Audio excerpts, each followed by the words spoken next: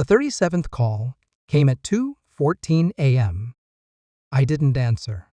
They'd started earlier around 9, the tone shifting from anger to panic by midnight.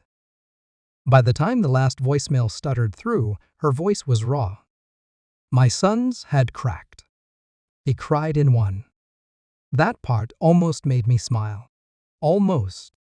I stared at the screen until it went black again, the silence in my room as thick as cement. Not even the night had the courage to move. Just me, the dark, and their desperation bleeding through the speaker. It happened sooner than I expected. But not sooner than I prepared for.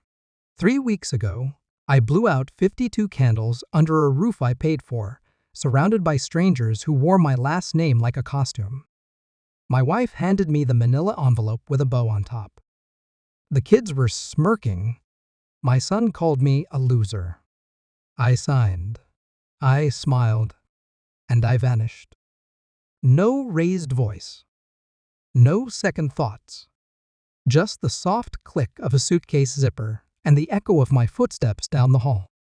They thought they buried me that night. They didn't realize I was already digging. It started with the girl. Red hair. 13. Not mine. I knew the moment I saw her flinch when I said, "You're just like me." She blinked, looked at her mother, at my wife, and the woman I married blinked too long.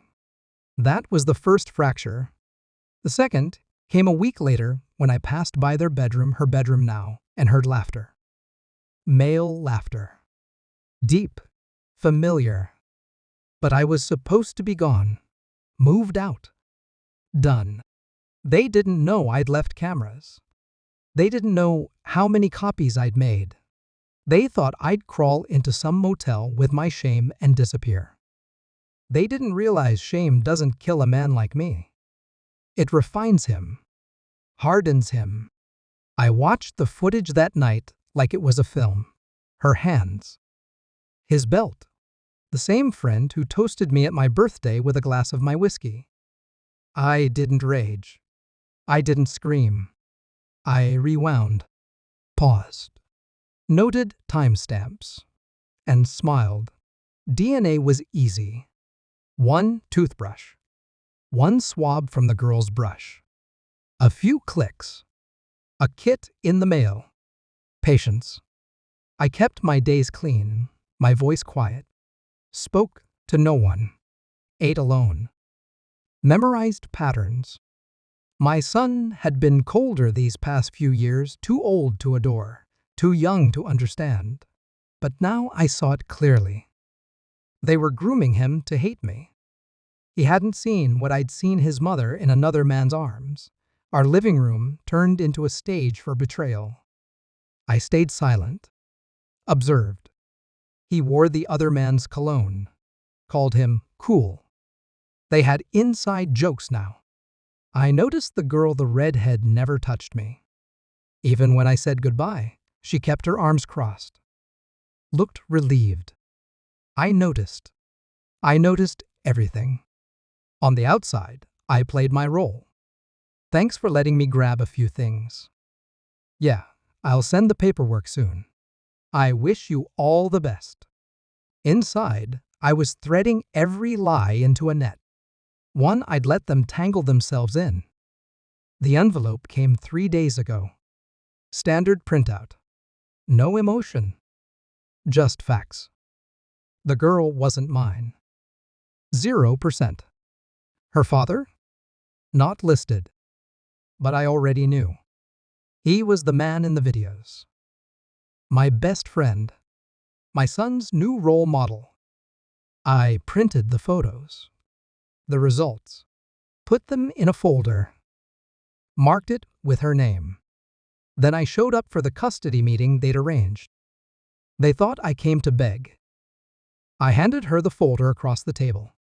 Her hands trembled before she even opened it. She didn't look up for a long time. When she did, her face was pale. Mouth tight. "Why didn't you say anything?" she asked. I leaned back in the chair. Crossed my arms. because I already knew how it ends. She started crying then. The lawyer asked if we needed a minute. I stood. No. We're done. The house was already listed when I drove by last night. The lights were off. The car, the one my friend drove, was gone. I left a package on the porch. Inside, a flash drive with footage from my cameras. Every whisper, every kiss, every betrayal. No words, just the truth, frame by frame. This morning, my son called 37 times. Then he stopped. I know what he saw. He won't look at her the same again. He won't look at himself the same either. They wanted to erase me. They painted me pathetic. But I made sure the truth came home after they changed the locks. Let them sit in the silence now. Let them feel the rot. I'm in a small apartment now. 2 rooms. No noise. I drink my coffee black. No sugar. No cream. Clean. Simple. They took the house. The kids. My name on the mailbox. But they can't take what they don't understand. Clarity. Control. Silence. They thought they were cutting me out.